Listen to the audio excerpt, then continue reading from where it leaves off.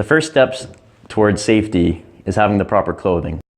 What I would suggest purchasing is a high visibility safety vest, as well as a high visibility sweatshirt and t-shirt and long sleeve. Next, you'll want to purchase hard hat, steel toe boots, and safety glasses. You'll want to look for the CSA logo. It stands for Canadian Standards Association. This is a green triangle with the letters CSA in white located in the center of that triangle. You also want to purchase a pair of work pants. In my experience, when I would see a new guy showing up to work wearing the proper safety clothing, ready for work, I would naturally be attracted to training him over other workers who didn't show up with the proper safety clothing.